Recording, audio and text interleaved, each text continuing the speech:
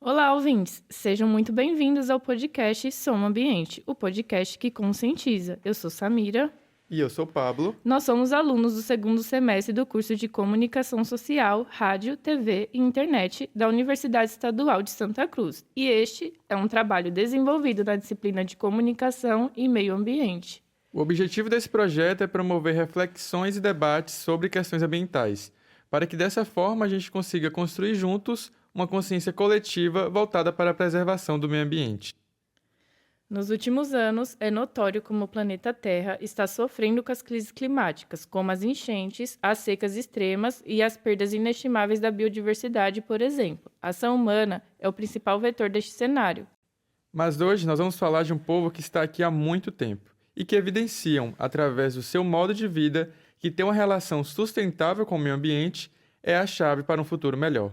Os povos originários lutam pela proteção das florestas, rios e solos, muito antes de se falar em aquecimento global.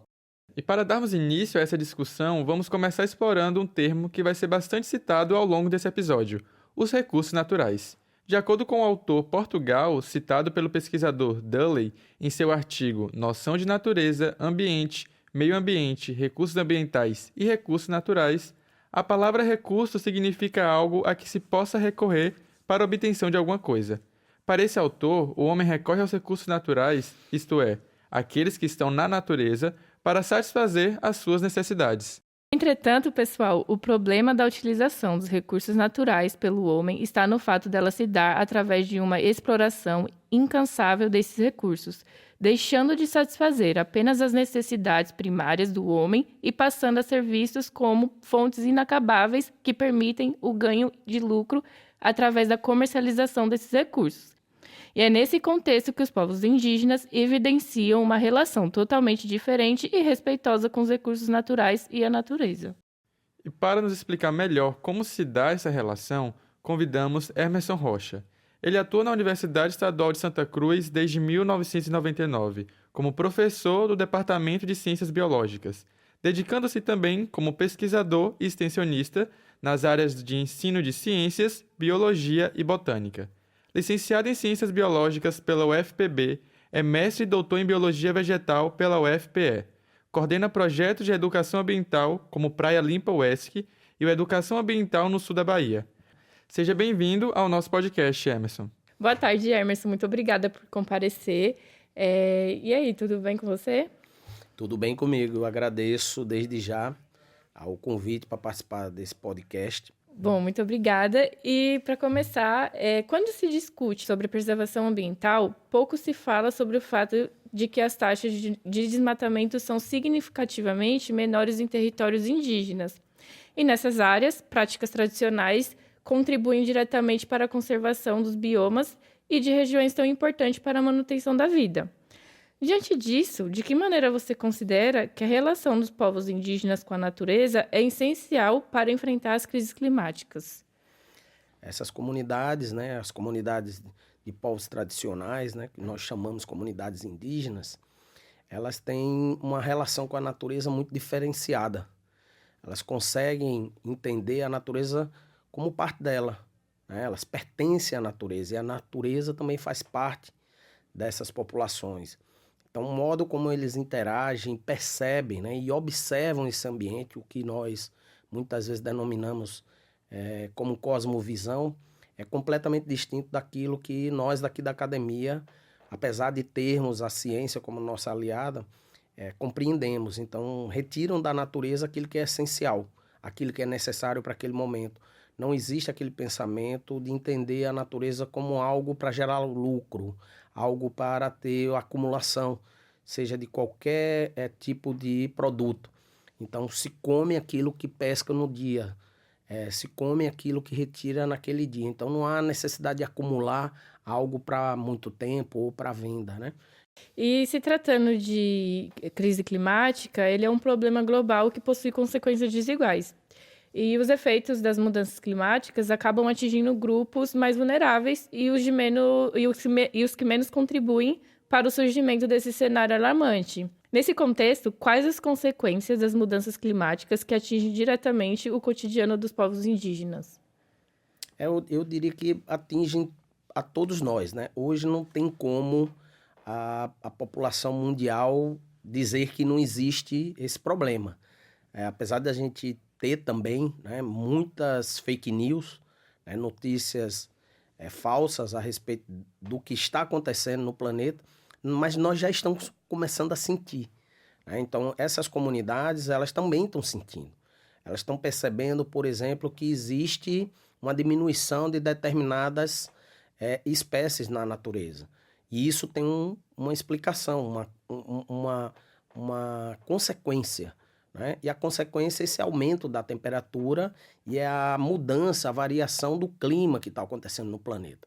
Então, essa chuva, né, que a gente tem nesse exato momento e esse frio, ela não é característico desse momento, né? Não é característico desse período, eu diria assim.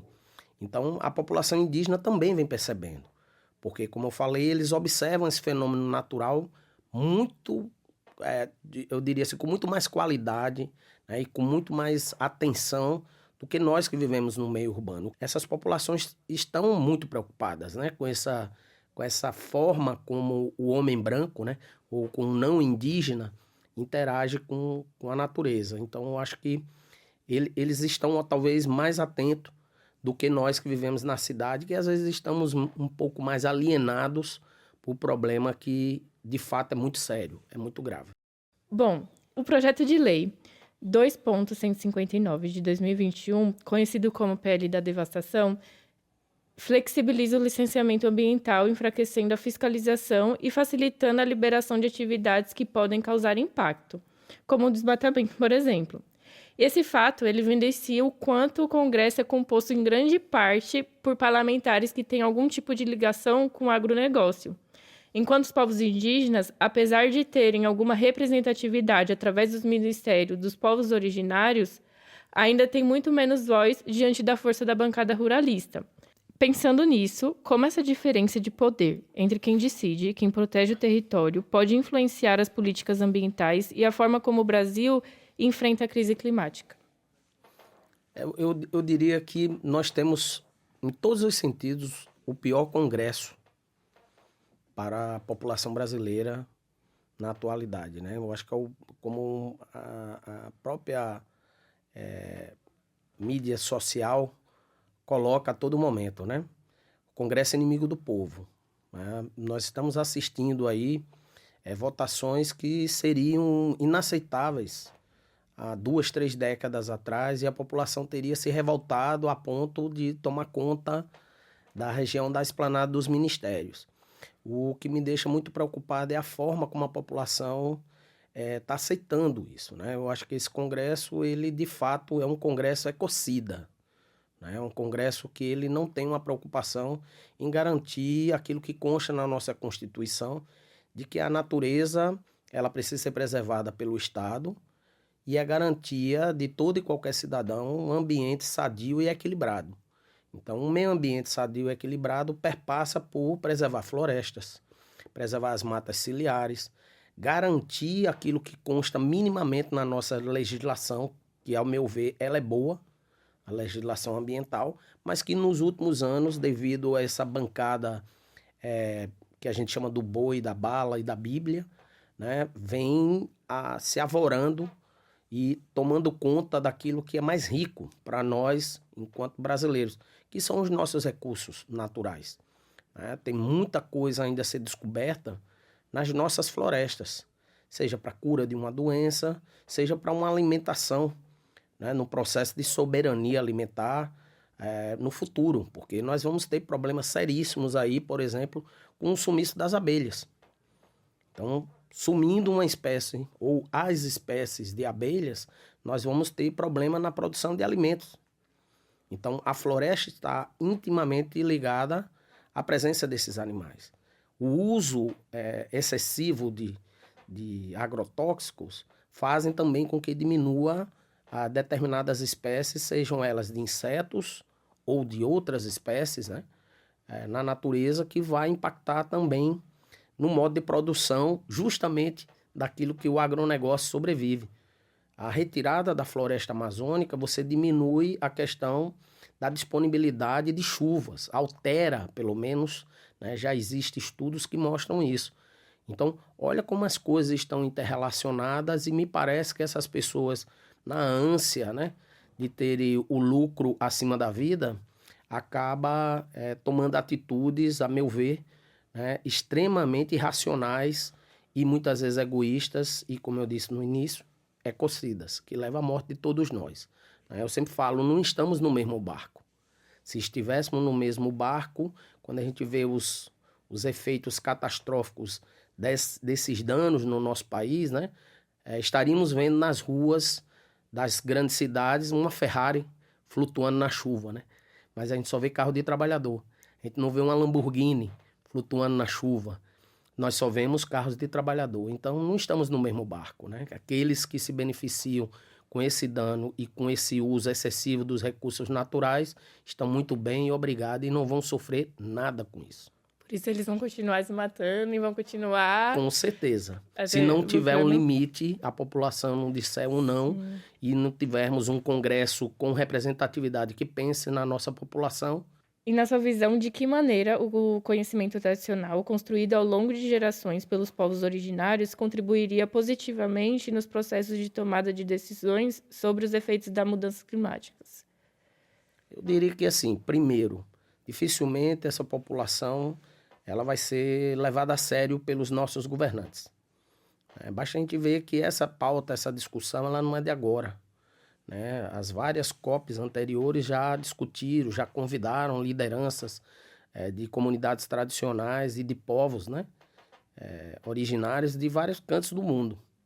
E nada mudou, porque o modelo que nós temos, que é esse modelo capitalista, excessivo, extremamente devastador, ele é inconsequente, ele é extremamente inviável. É um modelo que está mostrando que ele não tem mais condições de sobreviver economicamente dentro de uma perspectiva de um mundo para todos nós. Um mundo, para ser mais justo e igualitário, ele teria que levar em consideração a forma como essas comunidades sempre lidaram com o seu modelo de vida e de extração, né, daquilo que é necessário. Isso não significa dizer que não gere dano. As comunidades tradicionais também geram dano no meio ambiente, mas esse dano é mínimo. Dá tempo da natureza se recompor. Então, sempre trabalharam na medida de retirar aquilo que é, de fato, necessário para uma comunidade, para um determinado momento, sem ter a ganância que nós temos enquanto população não indígena, eu diria. E aí, essas populações têm muito a nos ensinar. A forma como lidam com esses elementos da natureza e a forma como lidam entre si. Como se autoajudam, como se autoeducam, como educam e cuidam do outro. Né? Quando você está numa comunidade indígena Tupinambá, por exemplo, aqui, e alguém fica doente, a população toda para aquilo que está fazendo para cuidar daquele membro que está ali naquela situação. Então é muito raro você ver um comportamento egoísta, né? de não ter uma preocupação com a vida que pertence àquela comunidade e que está necessitando de ajuda. Então, isso é muito comum em comunidade cigana, em comunidade quilombola, em comunidade indígena e por aí vai, né? Muito obrigada, Emerson, por aceitar o nosso convite e por trazer reflexões tão necessárias e importantes. E para contribuir com o episódio de hoje, convidamos também João Pedro, indígena do povo Tupinambá de Olivência, comunicador, fotógrafo, apresentador, design gráfico, fundador do estúdio Iaçanã, Design e Comunicação e agente cultural licenciado pela Política Nacional de Cultura Viva.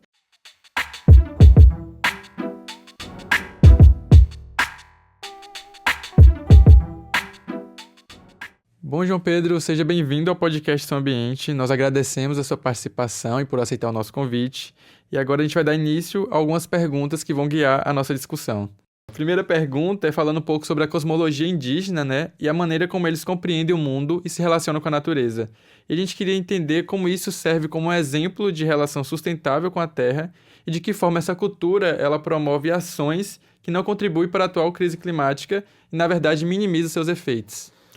Eu acho que para responder isso de uma maneira mais sintetizada, tem uma frase que eu sempre costumo dizer quando me aborda esse tipo de pergunta, que é o seguinte: o erro do ser humano, e eu digo erro do ser humano com a cabeça branca colonizada, é pensar que nós somos pessoas, seres humanos, que caminhamos sobre a Terra, que usufruímos da Terra. Eu não acho isso muito certo. A gente prefere acreditar que nós somos parte do ecossistema que compõe a natureza. Nós não somos mais importantes que um coati, que uma arara, que uma mera formiga. Nós não somos superiores, melhores ou mais importantes. A gente é parte desse ecossistema tanto quanto eles. Então pensar nessa questão da cosmovisão indígena para além do sagrado, pensando na matéria, a gente entende, né, pelo menos o meu povo tupinambá-jolivense, uma coisa importante de ressaltar, nós somos agora mais de quase 400 povos, então as visões e as culturas são diferentes, mas falando pelo meu povo, a gente costuma entender que a gente é parte de um organismo vivo. A natureza, ela não tá somente, ela não é só uma coisa que existe, ela não é só chão, não é só árvore, não é só rio, é um organismo vivo, é um ser que vive, que conversa, que respira, e nós somos as bactérias que compõem esse ser vivo, somos parte desse ecossistema. Então a gente compreende a natureza como parte de um grande ser. A natureza, o ecossistema, pensar nesse meio ambiente, é pensar não num lugar onde a gente pode se hospedar como uma casa, mas um ambiente que faz parte da gente e que conversa com a gente, que depende de nós tal qual nós dependemos dele, sabe? Sim, não, tô entendendo. É igual você tá falando, se todo mundo tivesse essa visão de conjunto com a natureza, essas questões de crise climática, elas seriam bem menos, assim, avançadas igual estão hoje, porque ia ter esse conhecimento, essa noção de que, na verdade, é um grande conjunto de seres habitando o mesmo espaço e não ter essa relação de domínio ou então de superioridade. Exatamente, né? Os recursos que a gente encontra na natureza, eles são para nos sustentar. A natureza dá recursos para a gente porque nós alimentamos essa natureza, esse meio ambiente. Só que o problema acontece quando o ser humano esquece desse princípio que para nós é básico e vem no sentido predatório, no sentido ambicioso. Deixa de ser tranquilo você fazer uma bate, fazer uma caça para se alimentar, quando você resolve criar animais em cerco, em uma linha industrial, para vender e exportar aos milhões por ano. Então, assim, o princípio de extrair recursos e viver na natureza ele é básico, ele é ancestral, ele é nível espiritual, inclusive. Só que as coisas começam a dar errado com o pensamento ambicioso, egoísta do ser humano. É aí que as coisas começam a falhar e perder o controle. E é aí que a gente vê o ambiente tão impactado negativamente. Sim. Falando um pouco agora sobre o Ministério dos Povos Indígenas, que foi em 1º de janeiro de 2023. Ele foi o primeiro ministério criado dedicado aos povos originários. E a gente queria entender qual a importância desse marco histórico da política brasileira para a preservação dos povos e das terras indígenas, que vão funcionar como verdadeiras barreiras contra a exploração desenfreada dos recursos naturais. Então a gente queria entender qual o impacto na prática, no cotidiano, da criação do Ministério dos Povos Indígenas. Isso é muito delicado, porque as pessoas esperam que quando uma coisa dessa, que eu vou chegar no ponto positivo, se instaura na nossa política, é uma coisa muito virtuosa e muito importante, muito gratificante, muito impactante, mas não é. O Ministério dos Povos Indígenas é uma conquista para nós? Sim, porque coloca a visão que muitos políticos até então não tinham de que nós podemos ocupar os espaços parlamentares também, visto aí a nossa deputada Célia e a ministra Sônia. É um marco positivo, é um ponto importante, já vou chegar em como que o Ministério atua de maneira mais cotidiana nos nossos territórios, mas não dá pra gente romantizar o Ministério dos Povos Indígenas. Tanto porque é um primeiro mandato, como porque a gente está falando de política nacional e que é um problema muito grande para a gente debater rápido, mas o Ministério tem muitas, inúmeras, incontáveis coisas para melhorar. Ainda está em processo de iniciar o Ministério, foram o quê? 3 anos, 2 anos desde o início dele, então a gente entende que tem muitos percalços no caminho. Mas é importante deixar bem claro que não é legal romantizar o Ministério dos Povos Indígenas, o MPI não faz tudo o que promete, não cumpre com tudo o que promete, e as dificuldades e os porquês disso eu não sei te dizer, mas ainda tem muita coisa para melhorar. Em contrapartida, o Ministério ele abre portas para que muitos povos não sejam ouvidos, não fossem ouvidos no passado, né, que agora sejam. Recentemente, essa semana, saiu o novo censo de 2022, o censo do IBGE, né, que contabilizou um número que antes a gente não tinha. Até então, a gente tinha contabilizados pela FUNAI até então, né, 305 povos indígenas atualmente no Brasil e 274 idiomas. Esse número mudou. Com esse censo do IBGE, que teve impacto direto do mapeamento feito pelo Ministério dos Povos Indígenas, a gente contabilizou 394 povos e mais de 280 idiomas, eu não vou lembrar o número certinho. Então, assim, a gente já tem muitas coisas para trabalhar na FUNAI. O Ministério tem muitas coisas para trabalhar nele também, fato. Mas é um marco importante. E é um marco, ao meu ver, pessoal, um marco histórico como um símbolo. Não necessariamente que o Ministério está resolvendo os nossos problemas, está demarcando terra porque não está acontecendo. Mas é um símbolo muito claro de que nós estamos ocupando esses espaços que até então eram majoritariamente ocupados pelos nossos maiores inimigos, a extrema-direita, a bancada do agro, enfim.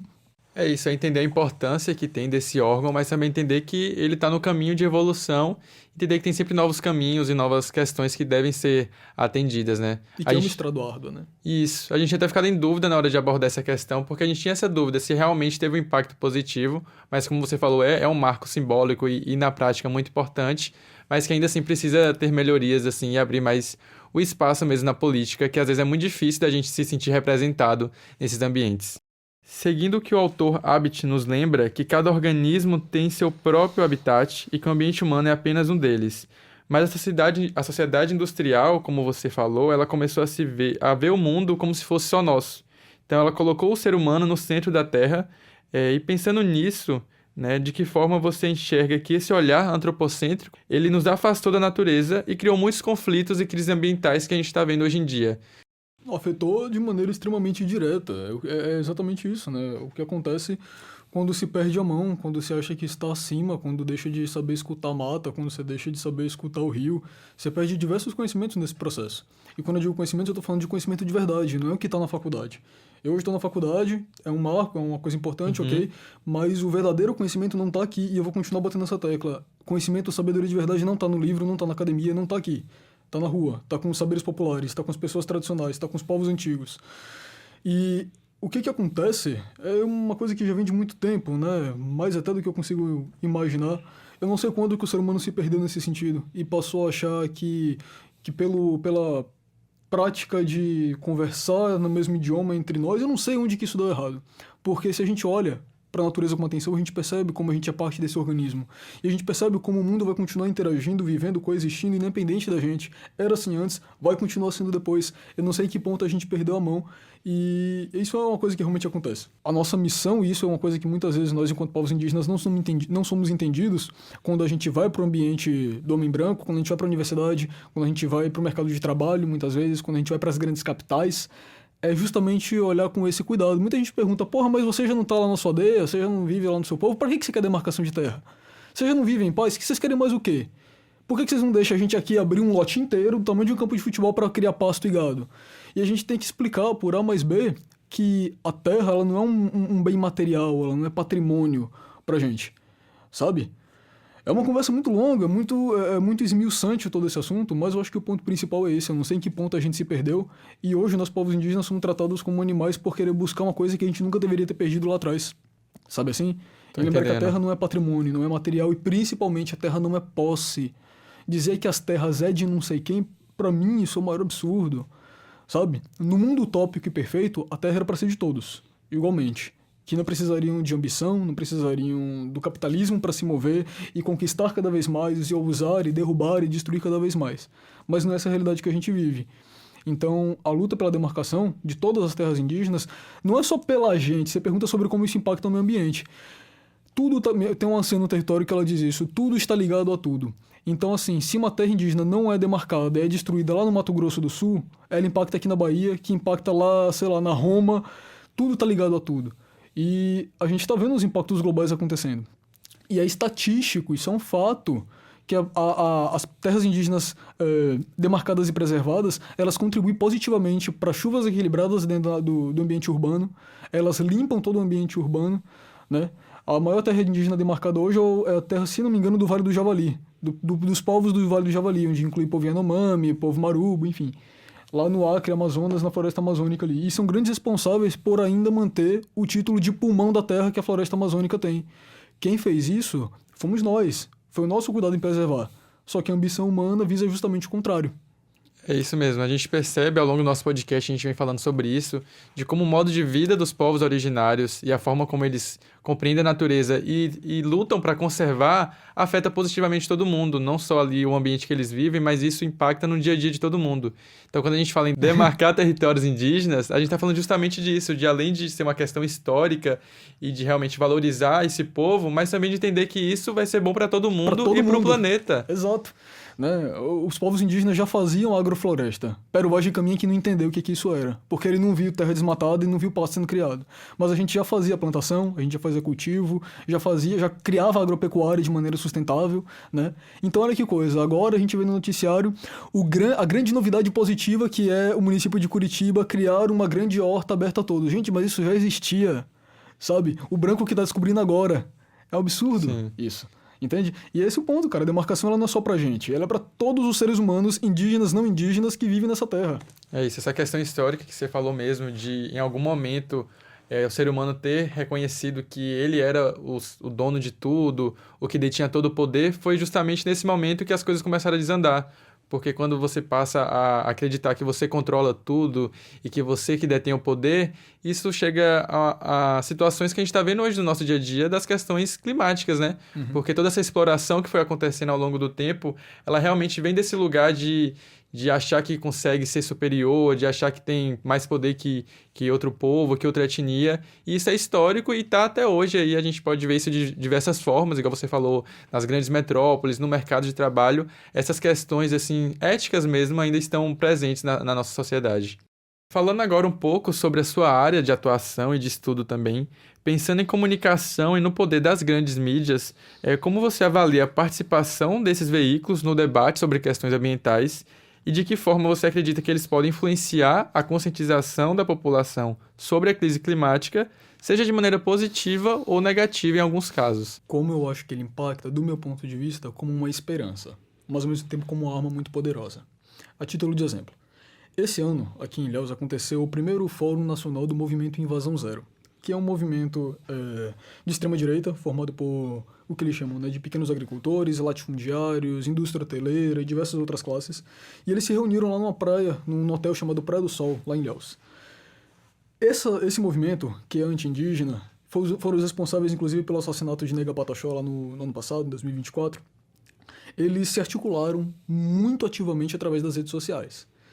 Só que isso não chegou na população máxima. Por que não chegou na população máxima? Porque os veículos aos quais eles utilizaram eram predominantes, escutados, consumidos pelo próprio público. Então a mídia hegemônica não ficou sabendo desse absurdo que estava acontecendo aqui, de como eles estavam negociando, isso transmitido ao vivo no YouTube, sobre como eliminar o meu povo lá em Olivença. Isso aconteceu, mas ninguém sabe. Por quê? Porque eles souberam usar das mídias sociais, das mídias de comunicação para articular somente entre eles e para chegar somente entre eles. Então é uma arma muito poderosa. Em contrapartida, a gente vê cada vez mais o ramo da comunicação indígena entre vários outros parentes tomando espaços muito grandes, né? Esse ano a gente perdeu um parente que se encantou chamado Murray Gavião. Ele era fotógrafo, comunicador e um grande agente, trabalhava com educação escolar indígena também, se não me engano. Ele deixou um legado muito grande que é justamente sobre isso. Antes a gente não tinha voz. Ainda não temos voz, só que agora a gente pode não ter voz lá na capital, mas com uma câmera na mão. E parece que não, mas isso faz diferença. Então o impacto que eu vejo é que é uma arma muito poderosa, e como toda boa arma, não tá no a comunicação não é o problema ou a solução, mas quem tá atrás dela, quem executa essa comunicação. Eu, por mim, vejo ela como uma esperança. Eu vou continuar tentando, vou continuar fazendo a minha parte, é o que eu posso fazer. Né? Meu pai me fala muito isso, minha mãe também. Meus mais velhos foram pra luta lá no Levante Tupinambá nos anos 2000, era com arco e flecha e borduna. Eu hoje posso lutar com uma caneta e uma câmera. Mas eu tenho medo, muito medo, e a gente tem visto isso, especialmente agora nesse período político que está voltando, e a gente vai continuar vendo de novo, sobre como as mídias, nem digo só sociais, mas as mídias de comunicação são uma arma poderosíssima na mão das pessoas erradas. Porque influenciam muito.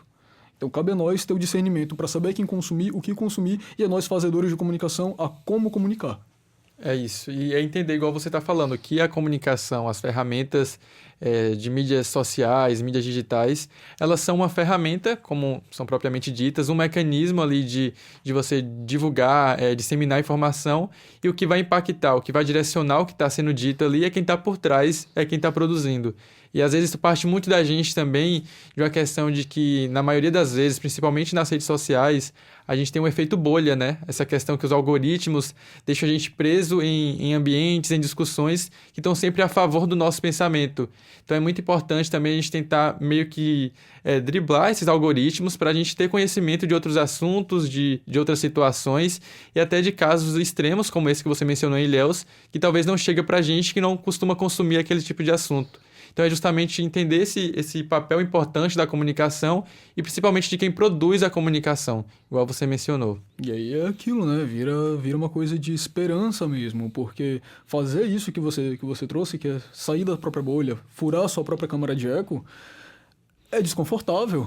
E as pessoas não vão atrás do desconforto, mesmo que ele seja necessário para a formação política e social. É difícil você sair da sua bolha, voluntariamente. E é justamente esse é um dos nossos objetivos do nosso podcast. Trazer essa discussão sobre questões ambientais, sobre questões climáticas, sobre povos originários no nosso episódio, para as pessoas que talvez não escutariam isso, não parariam para pesquisar sobre. Então, acredito que os meios de comunicação têm também esse poder de alcançar pessoas que talvez não chegariam a ouvir ou a escutar ou a ler determinado assunto que está sendo ali trabalhado. Mas então foi isso, João Pedro. Muito obrigado por trazer a sua visão tão minuciosa a respeito desse assunto e por contribuir para esse debate que é tão importante e necessário nos dias atuais. Muito obrigado. Que isso, obrigado. No meu idioma a gente agradece assim, ó. Muito obrigado, Kwekatrete.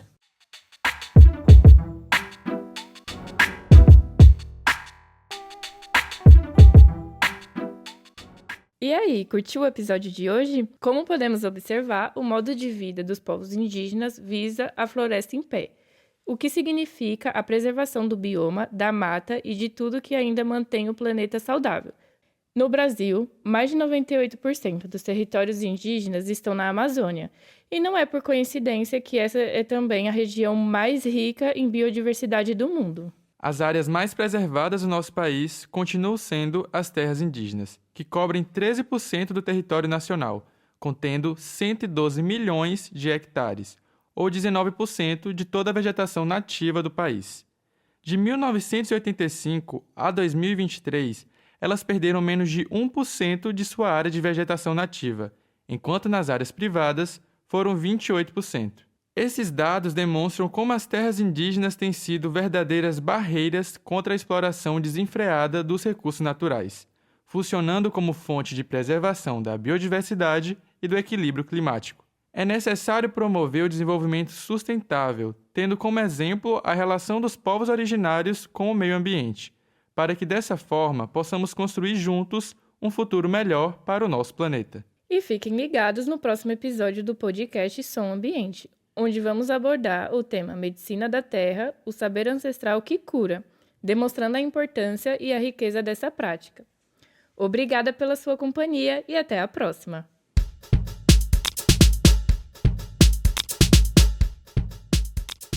Este episódio do podcast Som Ambiente foi uma produção dos alunos do 2º semestre de Comunicação Social, Rádio, TV e Internet da Universidade Estadual de Santa Cruz, para a disciplina de Comunicação e Meio Ambiente. Apresentação: Samira Silva e Pablo Alves. Equipe: Alice Bispo, Ana Clara Costa, Jéssica Calhau, Ana Cecília Marques, Pablo Alves, Raíssa Viana, Samira Silva e Thomas Santos. Técnico de som: Ismera Souza.